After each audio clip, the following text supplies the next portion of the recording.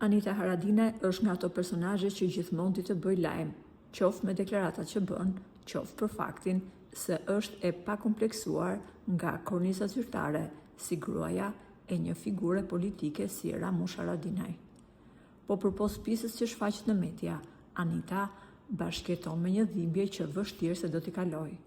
Ajo ka humbur mamin në vitin 2013 dhe në intervista të ndryshme është shprehur se do të jepte çdo gjë vetëm të kishte maman në krah vetëm 5 minuta.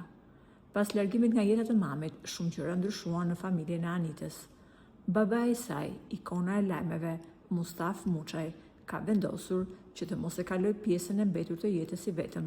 Ai tashmë ka filluar bashkëtesën me partneren e tij të re, identitetin e të cilës e mban te jetë privat. Mësohet se vjerri i Ramush Haradinaj, Mustaf Muçaj, ka zgjedhur një nga eventet më prestigjioze në vend për t'u shfaqur publikisht me partneren e re. Çifti ka parakaluar krah njëri tjetrit.